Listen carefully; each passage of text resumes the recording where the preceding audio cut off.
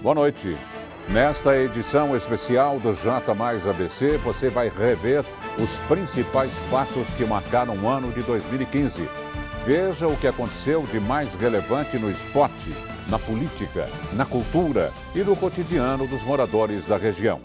Quinta-feira, 31 de dezembro. Começa agora o último J Mais ABC de 2015.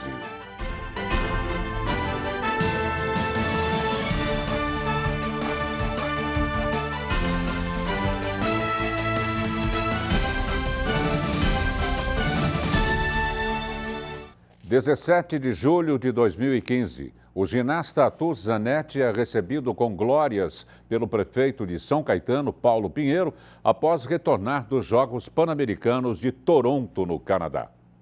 De volta ao Brasil, o ginasta Arthur Zanetti, que é natural de São Caetano, foi recebido pelo prefeito da cidade, Paulo Pinheiro, nesta sexta-feira.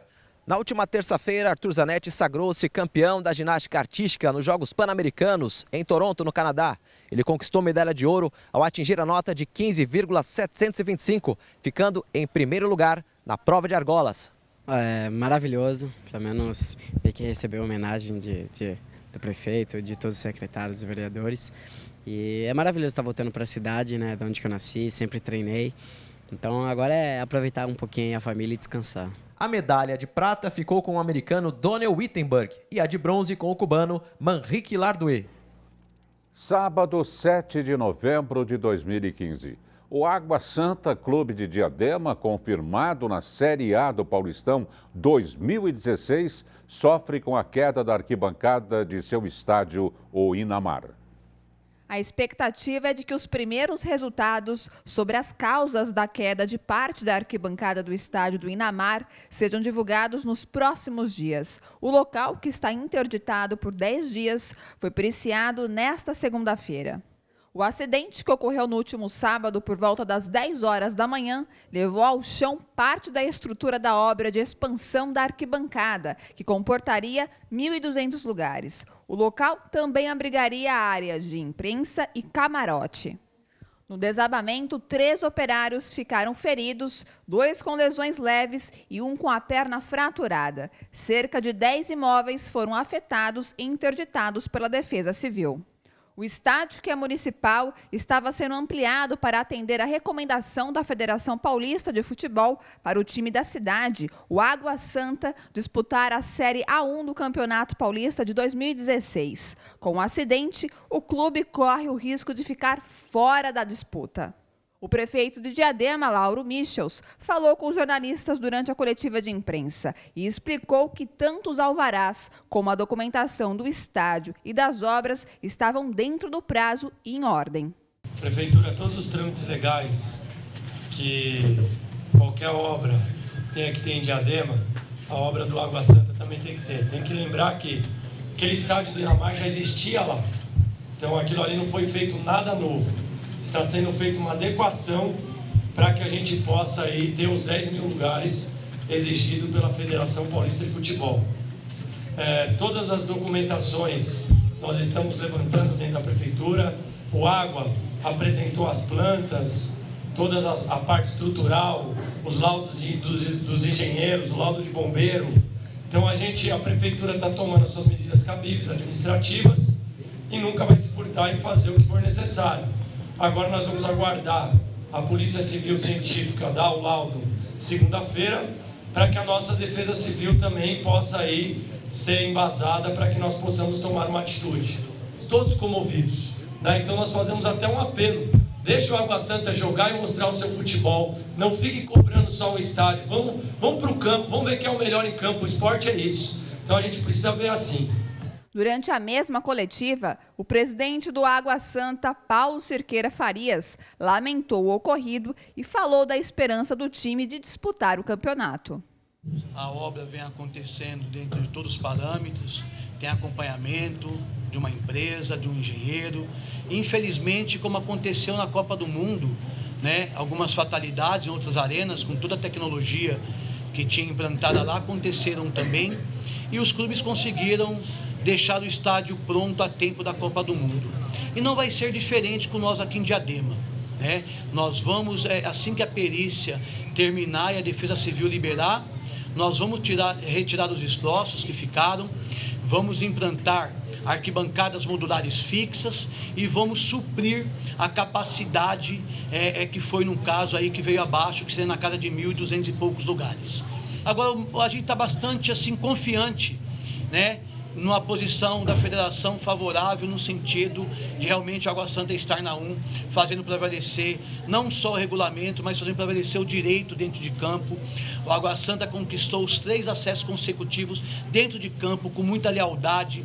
Nenhum clube que veio a Diadema pode dizer que teve os seus jogadores ou a sua diretoria hostilizada aqui em Diadema.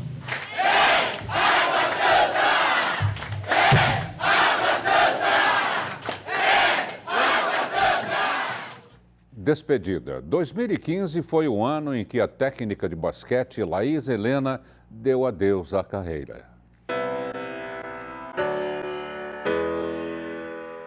Laís Helena Aranha, ex-técnica. Ex, um prefixo que será difícil de assimilar em se tratando da treinadora com maior tempo de permanência à frente de uma equipe na cidade, talvez no país. Difícil afirmar. O fato é que comandar um time por 32 anos é para poucos. E quando se fala da relação histórica de Laís com o Santo André, o grau de familiaridade se estreita ainda mais. Ela nasceu em Garça, interior de São Paulo, mas chegou à região em 1964 para jogar por Santo André. Foi atleta até o início da década de 80, quando migrou para o banco para ser comandante, e como treinadora brilhou por conquistas expressivas, bicampeonato brasileiro, campeonato sul-americano, e revelou para o esporte inúmeras jogadoras que representaram o nosso país nas mais diversas competições. Eu considero a Laís uma batalhadora fiel, né? Porque eu acho que é uma das poucas técnicas que iniciou a carreira aqui, sempre ficou aqui, nunca saiu, sempre batalhando, aquela insegurança de um ano nós temos patrocínio, a gente consegue sobreviver, o outro ano ninguém sabe. Aos 72 anos, Laís diz que não vai se afastar da modalidade, vai aprimorar o trabalho de conseguir patrocínio para o time e cuidar para que o basquete não morra na cidade, oferecendo atenção especial à base. Perto do basquete, mas longe do banco. O que já se perpetuou é a admiração dela pela modalidade e por quem é fã da modalidade, por ela.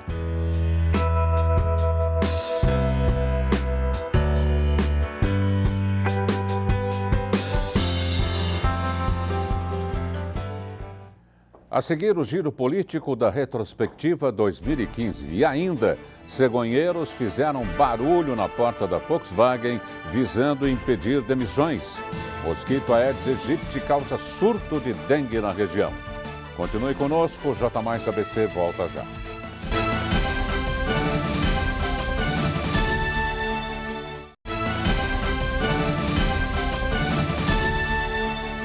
« 2015 foi um ano marcado por acontecimentos importantes na política. O repórter Leandro Amaral acompanhou os fatos e resume alguns destaques. Amigos do J+ABC, e neste programa decisivo, derradeiro de 2015, nada melhor do que uma retrospectiva na política do ABC. Começando por Santo André, sem dúvida alguma, o cenário pré-eleitoral mais indefinido e com maior número de variáveis para este ano de 2016. Isso porque o atual prefeito Carlos Grana, pré-candidato à reeleição pelo PT, primeiro vive a grande dificuldade da imagem negativa que o partido tem neste momento em toda a sociedade. E segundo, a dificuldade, assim como os outros prefeitos da região, de conseguir executar o orçamento devido à crise econômica, que afetou a arrecadação e também afetou a transferência de repasses, especialmente do governo federal, que seria o grande cofre por parte do governo para irrigar aqui as obras andreenses. Então, o prefeito Carlos Grana encerra este ano de 2015 com muita preocupação neste aspecto, ainda tendo que colocar em dia a conta com fornecedores. Tem fornecedor que há um ano não recebe em Santo André, entre outras coisas da questão política. Por isso, neste momento, a oposição em Santo André, fortalecida nos nomes do ex-prefeito Aidan Ravin pelo PSB e também na pré-candidatura de Paulinho Serra, que até outro dia estava no governo, mas rompeu com o Passo de Santo André, deixou a Secretaria de Obras para justamente voltar ao PSDB e se tornar pré-candidato a prefeito. Cenário de muitos contornos e muitas emoções em Santo André. Pegando a Pereira Barreto, claro, estamos aqui no Ramiro Colleoni, o consórcio marca muito bem essa regionalidade, indo a São Bernardo do Campo, a sucessão do Passo, um cenário um pouco mais previsível, isso porque o prefeito Luiz Marinho não pode disputar a reeleição e já deixou claro que vai indicar o secretário de Serviços Urbanos, Tarcísio Secoli, para encabeçar a chapa petista na sucessão. A oposição tem neste momento duas pré-candidaturas já bastante conhecidas, deputados renomados do ABC, pelo PSDB Orlando Morando e pelo PPS Alex Manente. Vai ser a disputa de dois jovens, mas que são conhecidos já na política, contra alguém que conhece muito bem tecnicamente o Passo, no caso de Tarcísio, mas precisa ter um banho de marketing, um banho eleitoral para alavancar nas pesquisas. Por fim, passando por São Caetano do Sul, lá um cenário completamente indefinido no que diz respeito à possibilidade dos candidatos. Isso porque o ex-prefeito José Eurico Júnior conseguiu, no apagar das luzes deste ano, uma liminar que derruba a decisão do parecer do Tribunal de Contas do Estado, que rejeitava a contabilidade de 2012, e com isso todo aquele processo foi anulado e neste momento ele está apto a ser candidato, mas a qualquer momento novos capítulos podem marcar esta novela. O atual prefeito Paulo Pinheiro é candidato à reeleição, tendo como maior desafio a escolha do vice, tendo em vista o rompimento protagonizado pela sua atual vice, Lúcia Dalmas, ainda no primeiro trimestre da gestão em 2013. Portanto, esse é um balanço inicial, já olhando com lupa para as eleições de 2016. Voltamos aos estúdios do J+ABC. Obrigado, Leandro. 13 de julho de 2015, motoristas cegonheiros fazem manifestações no portão da Volkswagen em São Bernardo em prol do não rompimento de contratos com transportadoras. Os atos terminaram após um acordo entre a multinacional e o Sindicato Nacional dos Cegonheiros. Em reunião realizada no início da tarde desta quinta-feira, representantes da Volkswagen e do Sindicato Nacional dos Cegonheiros entraram em acordo. Com a decisão, os motoristas decidiram terminar com a manifestação que começou na última segunda-feira, dia 13 de julho.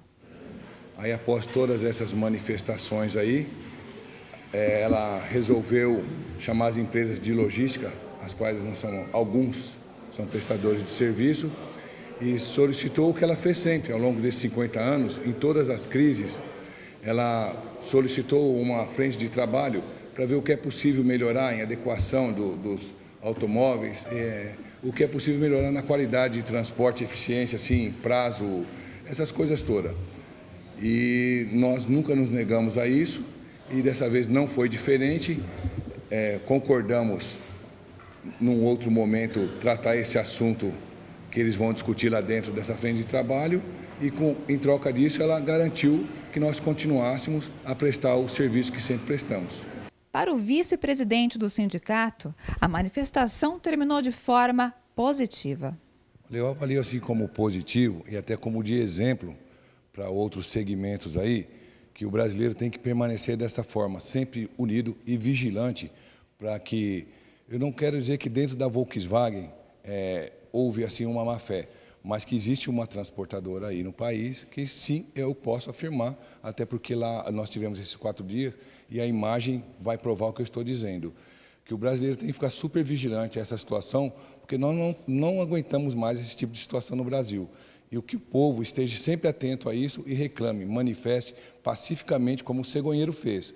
Foram todos esses dias manifestando, nem sequer decretamos a greve, não houve greve, foi só uma manifestação pacífica, sem nenhum incidente, sem nenhum acidente, e tudo foi resolvido em paz e com muita ordem.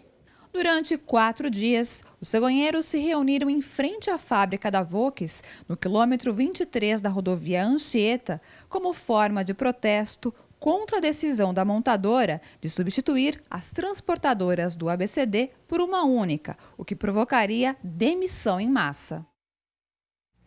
Neste ano, a dengue foi muito mais forte do que em anos anteriores. Uma pesquisa revelou que o aumento da doença cresceu 845% se compararmos com dados de 2014. Até agosto desse ano foram registrados 6.924 casos de dengue na região. A cidade com o maior índice foi São Bernardo do Campo, onde mais de 2.000 pessoas foram picadas pelo mosquito Aedes aegypti. Foram precisamente 2.620 ocorrências em São Bernardo do Campo. A cidade de Diadema veio logo em seguida, com 2.164 registros. Já a cidade de Mauá teve 515 pessoas infectadas, seguida por São Caetano, com 334 vítimas do mosquito. Os dados assustam, mas por que será que a dengue está tão recorrente em 2015? Bom, existem alguns fatores que são importantes a gente dar um alerta. As pessoas ficaram um pouco assim, descansadas, né, achando que efetivamente a dengue já não tinha mais nenhum problema, que a gente já estava livre. E acabou que todo mundo, por conta de ter ficado descansado, as pessoas acabaram deixando de se atentar aos detalhes, que é justamente os locais onde o mosquito põe as suas larvas, põe os seus ovos, né? E essas larvas eclodem e o mosquito acaba se proliferando. Então, esse é um fator. Aquele descanso que as pessoas deram, achando que estava tudo bem, a tranquilidade, e não se atentaram para os grandes focos da dengue. Um outro fator interessante é a questão da própria temperatura, né? Porque nós tivemos temperaturas extremamente altas e essas temperaturas elas auxiliam a questão do animal se proliferar, porque o animal prefere, obviamente, o ambiente mais quente. Um outro fator também é que nós temos uma mudança ambiental bastante significativa. E aí você tem, obviamente, os espaços onde anteriormente você tinha outros animais, como animais maiores que o mosquito podia ir se alimentar do sangue desses animais. A gente desmatou muito mais nesses últimos tempos e automaticamente nós humanos ficamos no meio do caminho aí desse animal, desse mosquito, para servir como alimento. E também existe todo o processo da determinação da doença. Olha, existe, as pessoas estão doentes, quem é que está doente? Porque é a pessoa doente que vai contaminar o mosquito, porque o mosquito ele não nasce com a dengue, né?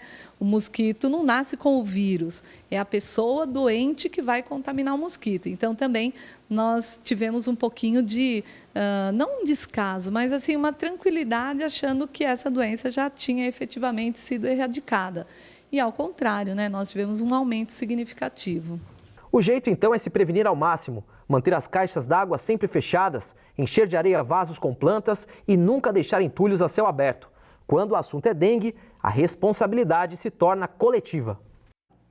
A reorganização escolar foi tema de muita discussão e manifestação na região do Grande ABC durante o último trimestre deste ano. As unidades escolares estaduais sofreram com o projeto, que tinha como principal objetivo economizar custos. A organização de alunos, pais e professores fizeram a diferença nas 25 escolas da região. Eles se organizaram para que a ocupação das instituições fosse vista como algo benéfico e correto.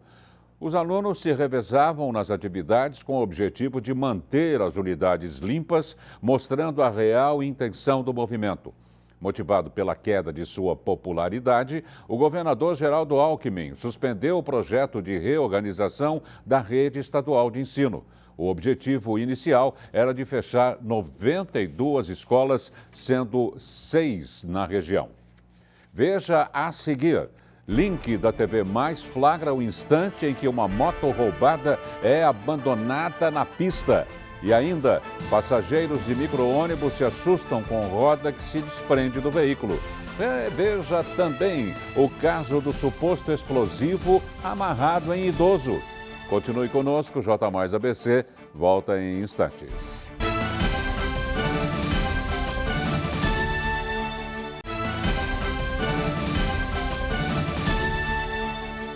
As lentes da TV Mais registraram diversos flagrantes este ano, graças ao trabalho da nossa equipe competente e também à colaboração dos assinantes que acompanham a programação da TV Mais.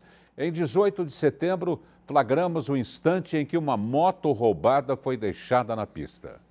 Por volta das 7h40 da noite desta quinta-feira, o link do J+ ABC flagrou o que pareceu ter sido um acidente.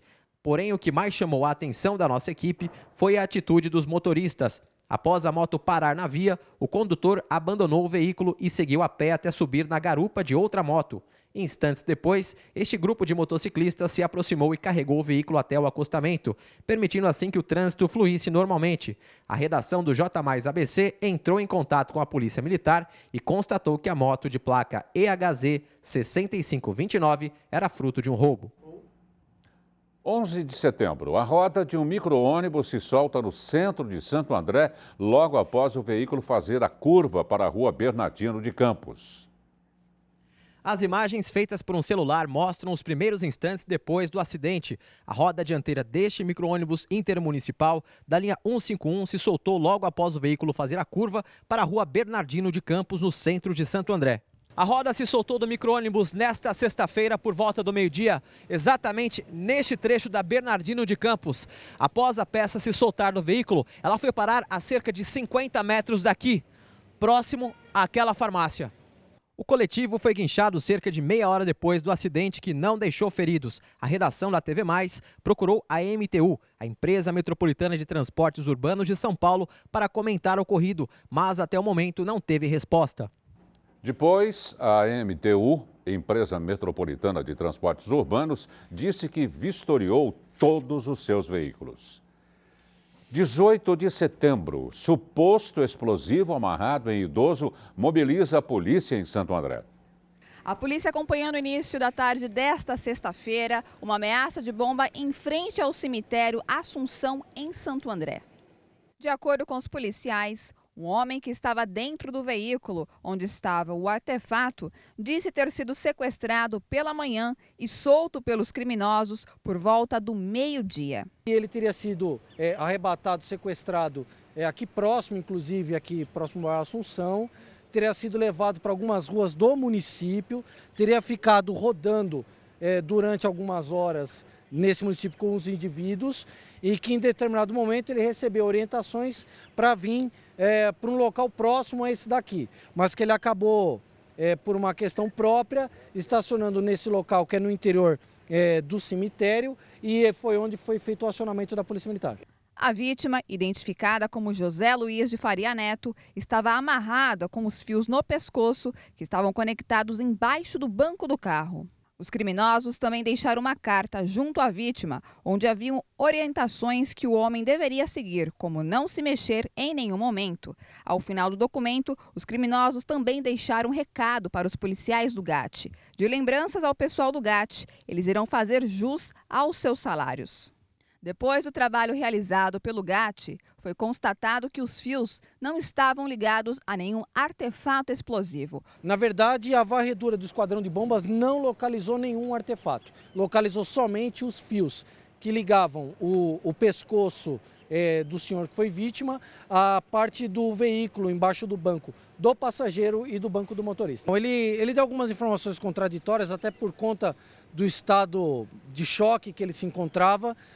Informou 3, 4 pessoas, depois 2 pessoas, nada que pudesse até agora dar um direcionamento mais específico. Mas ele está sendo atendido no hospital aqui do município de Santo André e está sendo acompanhado por uma equipe nossa e esperamos que assim que ele tiver um pouco mais calmo, ele possa trazer informações um pouco mais relevantes para a gente poder estar traçando alguma linha de atuação com relação a esse ilícito. Segundo a polícia, os criminosos roubaram R$1.000 da vítima e fugiram. Ninguém foi preso até o momento. Ana Flávia Quitério para o J+ ABC. 18 de dezembro, suposto explosivo amarrado em idoso mobiliza a polícia em Santo André. A polícia acompanhando o início da tarde desta sexta-feira, uma ameaça de bomba em frente ao cemitério Assunção, em Santo André. De acordo com os policiais, um homem que estava dentro do veículo onde estava o artefato disse ter sido sequestrado pela manhã e solto pelos criminosos por volta do meio-dia. Ele teria sido arrebatado, sequestrado aqui próximo, inclusive aqui próximo à Assunção, teria sido levado para algumas ruas do município, teria ficado rodando durante algumas horas nesse município com os indivíduos e que em determinado momento ele recebeu orientações para vir para um local próximo a esse daqui, mas que ele acabou, por uma questão própria, estacionando nesse local que é no interior do cemitério, e foi onde foi feito o acionamento da Polícia Militar. A vítima, identificada como José Luiz de Faria Neto, estava amarrada com os fios no pescoço que estavam conectados embaixo do banco do carro. Os criminosos também deixaram uma carta junto à vítima, onde haviam orientações que o homem deveria seguir, como não se mexer em nenhum momento. Ao final do documento, os criminosos também deixaram um recado para os policiais do GAT. De lembranças ao pessoal do GAT, eles irão fazer jus aos seus salários. Depois do trabalho realizado pelo GAT, foi constatado que os fios não estavam ligados a nenhum artefato explosivo. Na verdade, a varredura do esquadrão de bombas não localizou nenhum artefato. Localizou somente os fios que ligavam o pescoço do senhor que foi vítima à parte do veículo embaixo do banco do passageiro e do banco do motorista. Então, ele deu algumas informações contraditórias, até por conta do estado de choque que ele se encontrava. Informou 3, 4 pessoas, depois 2 pessoas, nada que pudesse até agora dar um direcionamento mais específico. Mas ele está sendo atendido no hospital aqui do município de Santo André e está sendo acompanhado por uma equipe nossa, e esperamos que assim que ele tiver um pouco mais calmo, ele possa trazer informações um pouco mais relevantes para a gente poder estar traçando alguma linha de atuação com relação a esse ilícito. Segundo a polícia, os criminosos roubaram R$1.000 da vítima e fugiram. Ninguém foi preso até o momento. Ana Flávia Quitério para o J+ ABC. Antônio Pet Filho, nome de batismo de um dos maiores ícones da música popular brasileira, o Toquinho, marcou presença no 1º de Maio Futebol Clube em Santo André. Muito querido, o cantor foi convidado ilustre do J+ ABC em 24 de junho, no qual cantou e contou um pouco de sua trajetória na música. O show Histórias e Canções do artista lotou o salão de festas do Clube 1º de Maio e teve intensa repercussão regional. A TV Mais transmitiu a apresentação de Toquinho em flashes ao vivo. Bem, aqui termina mais uma edição do J+ ABC. Outra exibição do nosso telejornal à 00:30. No decorrer de nossa programação, não percam também os boletins da TV Mais News e do Broadcast TV do Estadão. Toda a nossa equipe deseja a você, assinante, um belíssimo 2016. Obrigado pela audiência em 2015 e retornaremos em 4 de janeiro, claro, do ano que vem. Até lá.